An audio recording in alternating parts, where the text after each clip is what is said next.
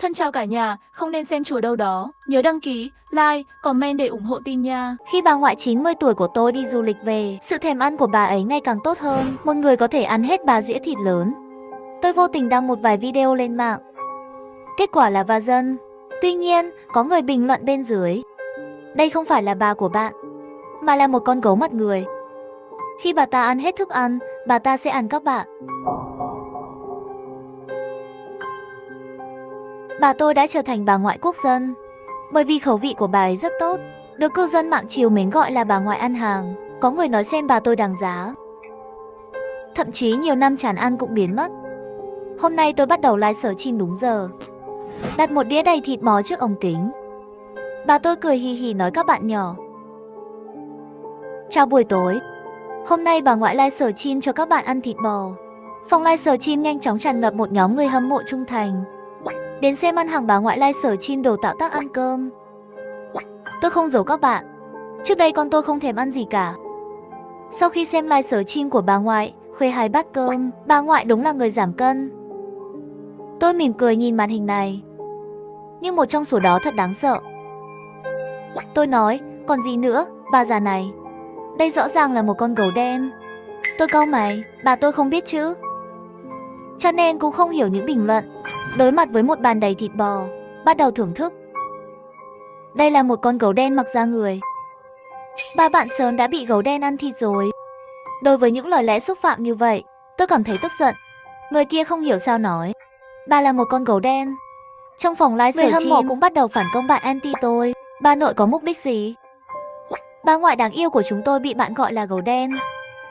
Mặc kệ họ, xin đừng để ý đến loại người bắt lỗi này. Người đó tiếp tục nói, tôi đã thấy vô số gấu đen, có thể nhận ra trong nháy mắt. Bà già nhà bạn, trước đây không thể ăn nhiều đồ như vậy được, đúng không? Đột nhiên thèm ăn trở nên tốt hơn. Chắc là chuyện xảy ra trong tháng gần nhất. Trái tim tôi càng đau, bởi vì nó thực sự bắt đầu vào một ngày nào đó 1 tháng trước. Sự thèm ăn của bà tôi trở nên tốt hơn một cách bất thường. Nhìn lại cẩn thận mới phát hiện, chắc là sau khi đi du lịch về, thay đổi quá rõ ràng. Trước đây có khẩu vị bình thường như những người 90 tuổi khác, không thể ăn nhiều. Nhưng sau khi trở về từ chuyến đi, không chỉ cơ thể trở nên tròn trịa, trạng thái tinh thần và sự thèm ăn cũng tốt hơn nhiều. Tôi vô tình quay cho bà ấy một vài video ăn uống, gửi lên mạng thì va dân. Ăn hàng bà ơi, thật sự là 1 tháng trước mới bắt đầu livestream. Này, có gì vậy? Tuy tiện đi xem ngày livestream không phải là biết sao. Bây giờ là mấy tuổi rồi? Con dùng thứ này để nói dối nữa. Cư dân mạng trong phòng livestream bắt đầu đấu tranh vì bà của tôi. Người đó lại không chịu tha. Bà già nhà bạn, có phải ngay cả thời gian cũng thay đổi rồi không? Ban ngày lại ngủ, hoạt động buổi tối. Nghe được lời này, tôi bị sốc. Bởi vì như anh ấy nói, sau chuyến đi trở về, bà nội thực sự thời gian làm việc và nghỉ ngơi đã thay đổi rất nhiều. Từ thói quen ban đầu, trở nên có thể thức khuya hơn chính mình. Tôi hỏi lý do. Bà ngoại cười nói, trong đội có rất nhiều người trẻ, tôi đã ở với họ lâu rồi. Tôi cũng muốn thử lối sống của người trẻ.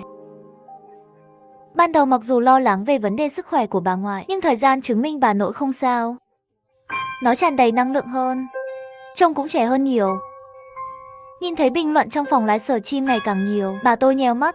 Này cháu gái, mọi người trong phòng livestream đang nói gì vậy? Tôi vội vàng tìm một lý do để nói qua. Bà ơi, mọi người đang khen bà. Bà tôi nghe vậy, nụ cười hạnh phúc trên khuôn mặt, các nếp nhăn đều giãn ra rồi. Người đó lại gửi bình luận mới. Khứu giác của bà cô cũng rất nhạy bén. Tôi nói đúng chứ? Anh ấy nói đúng. Kể từ khi trở về từ chuyến đi, khứu giác của bà nội trở nên rất nhạy bén. Thậm chí một lần, khi vào phòng vào đêm khuya để kiểm tra xem chăn đã được giặt chưa, mặc dù vải sạch sẽ, nhưng vẫn bị bà nội phát hiện. Bà ấy cười với tôi và nói, khi bà đứng ngoài cửa, tôi có thể ngửi thấy mùi. Một số trùng hợp tôi cảm thấy hoảng sợ. Người đàn ông lại nói, bà của bạn cũng từ 1 tháng trước, có răng và tóc mới. Đúng không? Tôi nhìn bà ngoại đang ăn uống vui vẻ. Răng hắn lộ ra rất sắc bén, nhiều hơn người bình thường, không giống một cụ già 90 tuổi. Người này nói đúng. Sau khi tôi trở về từ chuyến du lịch, răng và lông trên người đều mọc ra. Mặc dù tôi thắc mắc, nhưng đó là một điều tốt cho bà của tôi. Cũng không để ý. Nhưng bây giờ tất cả các loại trùng hợp đều bị người này nói ra. Trong lòng tôi luôn cảm thấy có gì đó không ổn. Phòng livestream có mạng, bạn bè tìm ra video của tôi so sánh tháng trước. Chúa ơi! Mặc dù ta cho rằng cái này đạo trưởng mạng đang nói nhảm, nhưng trong video của bà ngoại 1 tháng trước, đúng vậy, răng đã rụng hết rồi. Đạo trưởng này nói có phải là thật không? Người già làm sao có thể chỉ 1 tháng lại mọc răng mới? Đừng làm tôi sợ. Tôi lớn, tôi ở nhà một mình. Đừng nghe cái kia nói lung tung. Tôi là sinh viên y khoa. Người già mọc lại răng mặc dù hiếm, nhưng không phải là không thể. Không ai để ý sao? Đồng tử của bà ngoại có thay đổi không? Vừa xem video đầu tiên tác giả gửi, đồng tử của bà ngoại không lớn như bây giờ. Ngừng thảo luận. Tôi sợ.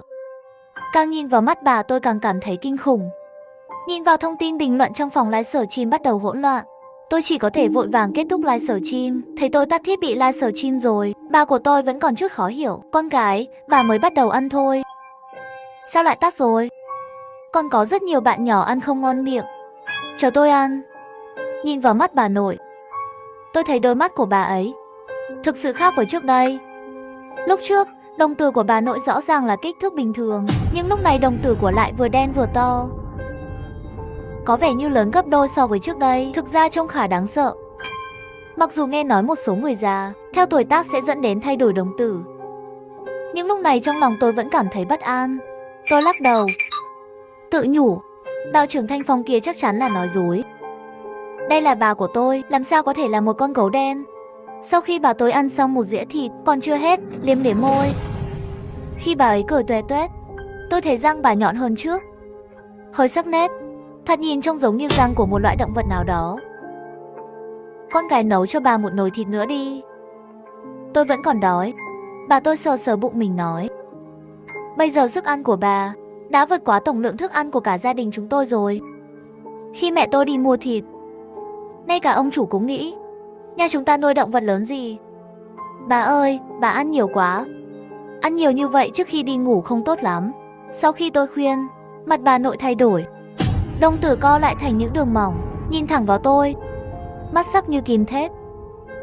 Nhưng thoáng qua, chẳng mấy chốc, bà ấy đã trở lại như thường lệ. Ôi, tôi biết rồi. Nhưng tôi thực sự sợ hãi bởi cách bà ấy vừa nhìn. Bà tôi cười tủm tỉm sờ sờ bụng mình, nói phải về phòng xem tivi. Tôi lờ đãng gật đầu. Sau khi bà tôi về phòng, tôi đã nhận được Thanh Phong đạo trưởng gửi cho tôi một tin nhắn riêng. Gấu đen có mùi hôi.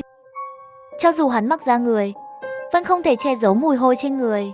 Ba của bạn có phải là 1 tháng trước không? Bắt đầu xịt nước hoa rồi. Tôi ngạc nhiên. Chuyện này cũng bị hắn nói đúng. Đúng là sau khi đi du lịch về, bắt đầu xịt nước hoa. Mẹ tôi còn gọi, có phải thích một ông già nào đó không? Lưng tôi ngày càng lạnh. Đạo trưởng Thanh Phong tiếp tục gửi tin nhắn mới. Sau khi anh ấy không hài lòng, sớm muộn gì cũng phải giết gia đình bạn. Loại gấu đen này gọi là gấu mặt người. Sau khi ăn thịt người sẽ chui vào da người. Sau khi hắn ăn não, sẽ còn có ký ức của người cũ. Tôi đã gặp một con gấu mặt người trước đây. Hắn cải trang thành chủ nhân ban đầu, sống với vợ và con gái của anh ta lên đến 3 tháng. Cuối cùng khi tôi đến, con gấu mặt người đó đã biến mất rồi. Trong nhà chỉ còn lại 3 bộ da người thối rữa. Tôi đã theo đuổi con gấu mặt người này trong 1 năm. Tôi nghi ngờ bà của cô là con gấu mặt người mà tôi đuổi theo. Lần cuối cùng tôi nhìn thấy anh ta là ở gần núi Nữ Nhi. Nhìn thấy 3 chữ núi Nữ Nhi, tôi lập tức mở to mắt. Bởi vì nơi tôi đi du lịch, núi Nữ Nhi. Mồ hôi lạnh toát ra từ trán tôi. Chẳng lẽ bà của tôi thật sự là gấu mặt người? Nếu bạn không tin, lát nữa có thể để một miếng thịt sống trong phòng bà ta. Gấu đen không thể chống lại sự cám dỗ của thịt. Tôi run rẩy trả lời đạo trưởng. Nếu tôi thật sự là lời của con gấu mặt người mà bạn nói, phải làm sao? Đưa bố mẹ cậu đi càng xa càng tốt. Một khi gấu mặt người đặt mục tiêu muốn đuổi theo, sẽ luôn đuổi theo các người. Nếu đúng là con gấu mặt người mà tôi đang theo dõi, con gấu này đã ăn rất nhiều người rồi. Hắn rất mạnh. Tôi cũng không có cách nào. Tôi quyết định làm theo trước, đạo sĩ này nói. Đặt một miếng thịt sống trong phòng bà của tôi thử xem. Bởi vì bà của tôi gần đấy thức khuya, cho nên tôi cũng không dám tùy tiện vào phòng để thịt. Tôi cố gắng chịu đựng nỗi buồn ngủ đến hơn 5 giờ. Khi trời đã sáng, Tôi nắm tay chân đi đến trước cửa phòng bà của tôi. Đầu bà ta màu đen dưới cửa. Hẳn là đã ngủ rồi. Tôi cẩn thận đẩy cửa ra. Bà tôi ngáy to. Quả nhiên đã ngủ say rồi. Tôi để thịt sống trên giường bà ta, trong góc cách đó không xa. Thịt tươi máu chảy máu. Nếu bà của tôi không phải là gấu đen, hắn chắc chắn sẽ không ăn. Ngay khi tôi chuẩn bị rời đi, tôi nhìn vào gương. Trên giường không biết từ khi nào mở mắt. Bà ấy nhìn tôi với đôi mắt nghiêng vô cảm. Đôi mắt giống như màu xanh lá cây. Tôi sợ quá. Con gái, sáng sớm anh làm gì trong phòng bà? Bà híp mắt nhìn thẳng vào tôi hỏi. Tôi vội vàng giải thích, bà ơi, con đến xem bà có chăn không. Một thời gian trước, bà đá chăn vào nửa đêm, bị cảm lạnh nửa tháng, chúng con đều lo lắng cho. Bà nội gật đầu đầy suy nghĩ. Yên tâm đi, bây giờ tôi sẽ không đạp chăn nữa. Nhưng con đã để cái gì trong phòng bà? Tôi đành phải mỉm cười và nói rằng tôi không ngủ được. Sói tuyết cứ muốn ăn thịt. Khi đến phòng bà tiện tay để thịt trên tủ đầu giường. Được rồi, đắp chăn cho bà. Con phải lấy lại thịt. Khi lấy được thịt sống, nhìn thấy đồng tử của bà, nó dường như lớn hơn một chút. Hành động nuốt nước miếng của bà ta, trái tim tôi chìm xuống đáy. Mặc dù sông mùi hăng và kinh tởm, nhưng anh ta tỏ ra thèm thịt. Chẳng lẽ Thanh Phong đạo trưởng nói là thật sao? Chẳng lẽ bà nội của tôi thật sự là người hung ác sao? Mắt quay tròn, tối qua tôi không ăn no. Nhìn thấy thịt của con lại đói rồi. Con cái, nấu cho bà, ăn chút thịt đi. Tôi cố tình đưa thịt sống cho bà của tôi. Bà của tôi lại lộ ra vẻ mặt kháng cự. Thịt sống này hôi quá. Thảo nào tôi ngửi thấy nó ngay lập tức. Được rồi, con sẽ nấu thịt cho bà. Tôi đành phải cầm lấy thịt và bỏ đi. Nhưng đột nhiên tay run lên, thịt rơi xuống đất. Khi tôi nhặt thịt, một lần nữa nhìn thấy màn hình tivi phản chiếu. Bà nội cúi đầu, đồng tử đen chiếm gần như toàn bộ hốc mắt. Nhìn tôi mạnh một cái. Sai đầu ngay, sữa của tôi lại là loại tốt bụng và thấp bé đó. Như thể vừa rồi chỉ là ảo giác của tôi. Tôi sợ hãi đến nhà bếp. Tôi đã gửi cái này cho Thanh Phong đạo trưởng. Thanh Phong đạo trưởng cũng không ngủ, trả lời tôi sớm. Gấu mặt người đã ăn quá nhiều người rồi. Ít cao hơn. Ta biết kiên nhẫn, chống lại cám dỗ. Khi nó chán ăn thịt này, sẽ bắt đầu tấn công các người. Tôi vội vàng hỏi đạo trưởng. Vậy thì sao? Còn một cách nữa. Tôi sẽ gửi cho bạn một túi chất độc tôi đặc biệt phát triển để đối phó với gấu mặt người. Gấu mặt người rất cảnh giác. Tôi chưa bao giờ có cơ hội đến gần nó.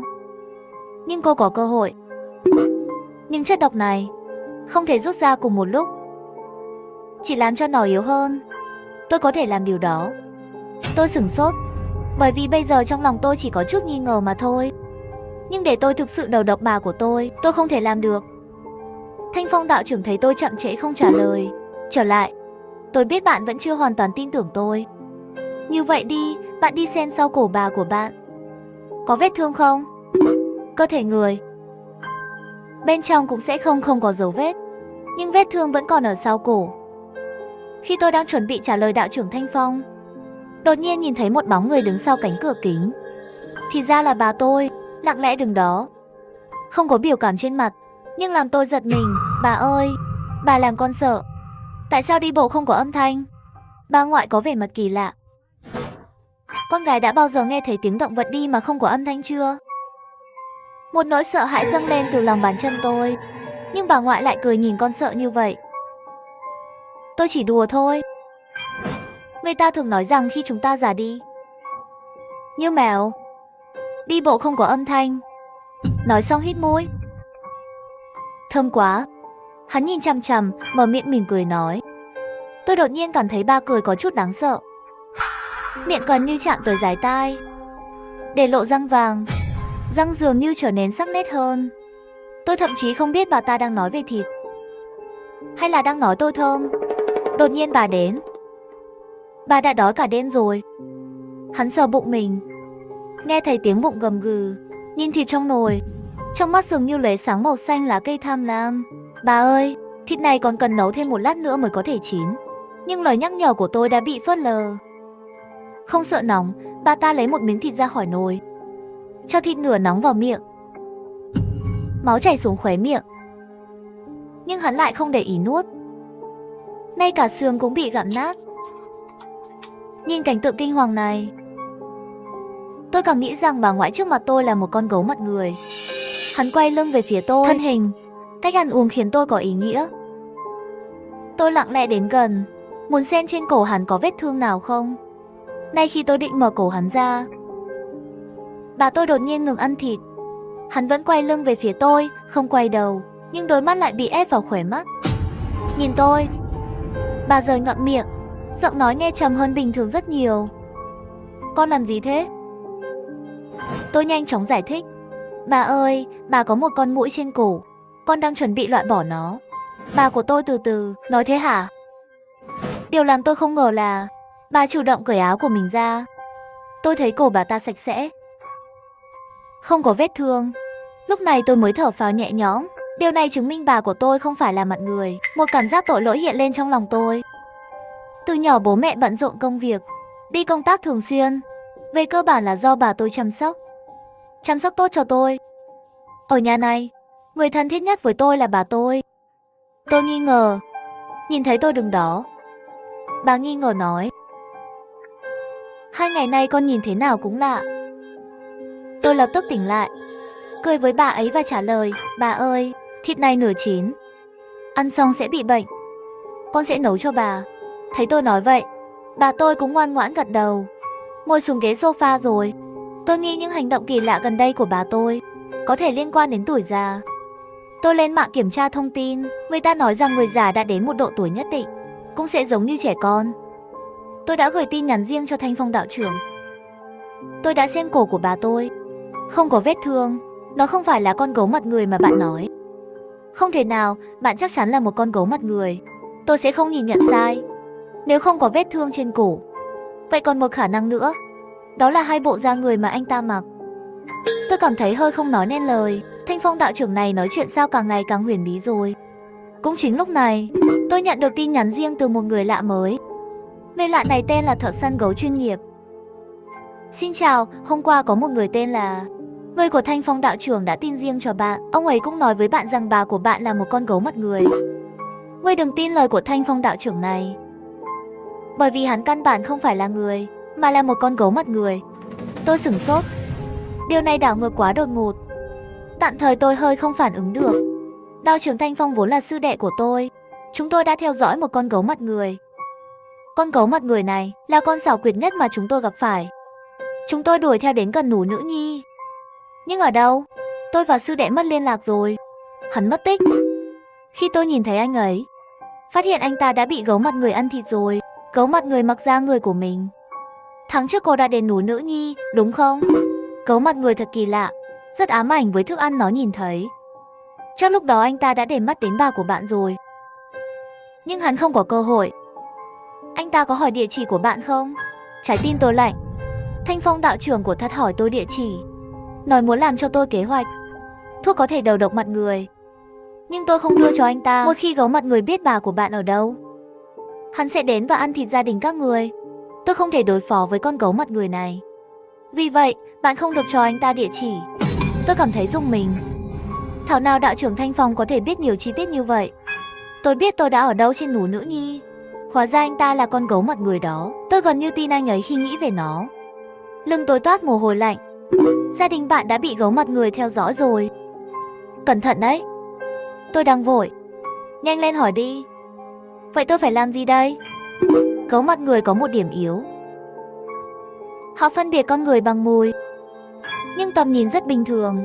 Tôi không thể trừ gấu mặt người, nhưng tôi có cách để anh ta tạm thời không tìm thấy cô. Bạn đi tìm một con chó đen đã chết khi mới sinh ra. Nhớ là toàn thân phải màu đen. Một sợi lông chẳng cũng không thể có. Dùng máu chó đen trộn đất mộ phủ lên người, có thể tạm thời che đi mùi trên người. May mà nhà tôi sống ở ngoại ông, bên cạnh có một ngôi mộ. Nếu không thì nghĩa địa này thật khó tìm.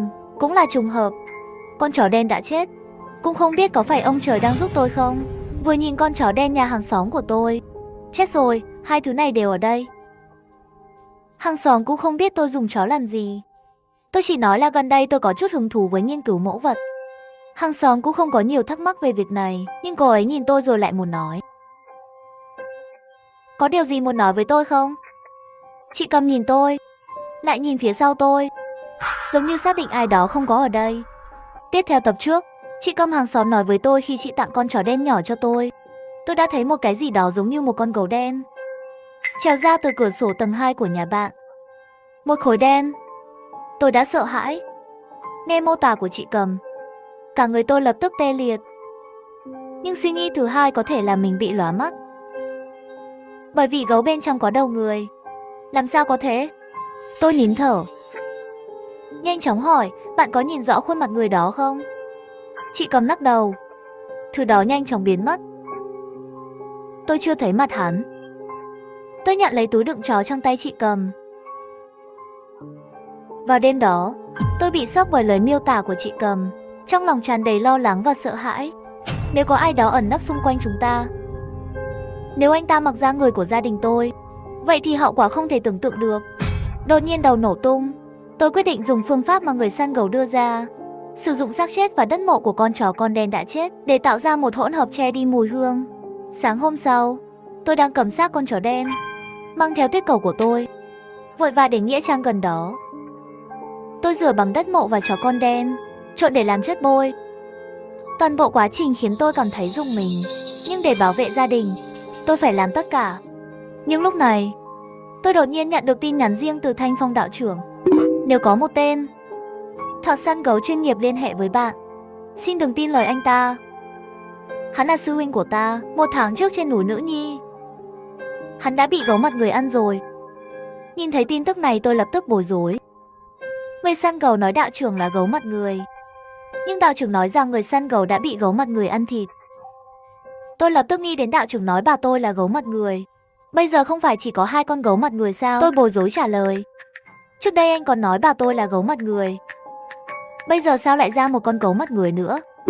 Quên nói với cô, gấu mặt người có thể điều khiển ra người bị hắn ăn thịt. Bây giờ người săn gấu chuyên nghiệp cũng chỉ là tôi ra giống bị thao túng bởi gấu mặt người. Bây giờ đầu óc tôi rối tung lên, không biết phải tin ai. Tôi trả lời, người săn gấu còn nói anh mới là gấu mặt người. Nếu tôi là một con gấu mặt người, tôi sẽ dạy cô nhiều như vậy. Làm thế nào để xác định phương pháp gấu mặt người? Tôi cũng không bình tĩnh nữa. Ta là đạo trưởng. Người săn gấu, họ là ai? Và hàng xóm của tôi đã nhìn thấy nó, có một cái gì đó giống như một con gấu ra khỏi cửa sổ nhà tôi. Chẳng lẽ thật sự là bà của tôi? Tôi liền đem hàng xóm thấy tin nhà tôi xuất hiện gấu mặt người, gửi cho đạo trưởng. Đạo trưởng lập tức nói gấu mặt người là bà của bạn. Khi anh ta chẳng ăn thịt, anh ta sẽ tấn công bạn. Tối mai là đến trăng tròn, gấu mặt người rất có thể sẽ tấn công cậu. Thời gian không kịp rồi. Vui lòng cho tôi địa chỉ nhà bạn càng sớm càng tốt. Ta tạm thời tin lời của đạo trưởng, gửi cho anh ta địa chỉ. Đồng thời tôi đem chuyện gấu đen xuất hiện ở nhà tôi cũng gửi cho người săn gấu. Anh ta lập tức trả lời hành động ngạc nhiên này rất nhanh. Theo phương pháp của tôi, thoa hỗn hợp lên người trước. Tối mai là đêm trăng tròn, nhân diện hùng rất có thể sẽ tấn công bạn vào đêm trăng tròn. Cho tôi địa chỉ nhà cô. Tối mai tôi sẽ trốn gần nhà anh. Tôi tìm địa chỉ ma, gửi địa chỉ cho người săn gấu. Sau đó tôi bôi hỗn hợp lên người mình. Chỉ có thể đánh cược thôi và mang một ít về. Về đến nhà, tôi đóng chặt cửa sổ hơn, khóa cửa chắc chắn hơn. Ở nhà bây giờ chỉ có tôi, bà tôi và mẹ tôi, 3 người. Bố tôi đi công tác đã hơn 1 tháng rồi không về. Tôi phải bôi hỗn hợp lên người nhà trước. Khi bôi bà tôi, tim tôi đập rất mạnh. Chỉ sợ hắn đột nhiên có thay đổi, nhưng nó diễn ra tốt đẹp.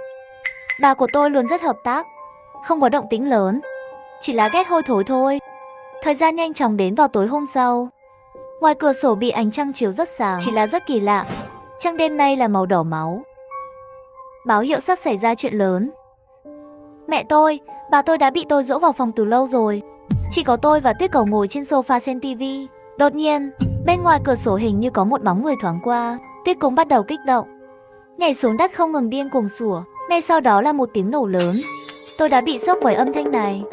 Nhìn đi, kính ban công bị vỡ một lỗ lớn. Tuyết cũng sợ đến ngồi xổm trên mặt đất không dám tiến lên. Đột nhiên, ngoài cửa sổ truyền đến một âm thanh trầm thấp. Âm thanh này dường như đến từ vực thẳm, tiếng gọi của bóng tối, đáng sợ. Trong lòng tôi không khỏi dâng lên cảm giác không tốt lành. Tôi vội vàng cùng Sói Tuyết trốn sau ghế sofa, run rẩy gọi Thanh Phong đạo trưởng. Ngoài ra còn có những người săn gấu gửi tin nhắn nói với họ là con gấu mặt người ở trên cửa sổ nhà tôi sắp vào rồi. Tôi dựa vào Tuyết lặng lẽ ở trong góc. Sau 10 phút không thấy tin nhắn nào từ họ, đột nhiên lại vang lên tiếng khóc mạnh nhất. Tôi cực mình. Tôi từ từ nhìn lên. Cái nhìn này trực tiếp ngạc nhiên không nói nên lời. Chỉ thấy kính cửa sổ đã vỡ hết rồi, rơi ra và trên ban công đột nhiên có một người mặc áo choàng màu xanh bất động. Chẳng lẽ là Thanh Phong đạo trưởng? Hắn đã bị giết. Tôi không dám tiến lên, chỉ có thể trốn sau ghế sofa và hét lên xin chào. Đạo trưởng, tỉnh dậy. Tôi vừa nói xong, ngay sau đó một bóng người khác từ cửa sổ thẳng tắp bị ném vào. Người này mặc màu vàng chạy. Chẳng lẽ hắn là thợ săn gấu chuyên nghiệp? Cả hai đều bị giết. Khi tôi nghi ngờ, hai cái màu đen lớn móng vuốt đột nhiên xuất hiện ở cửa sổ, giữ chặt thành cửa sổ. Tôi căng thẳng đến mức sắp ngừng thở.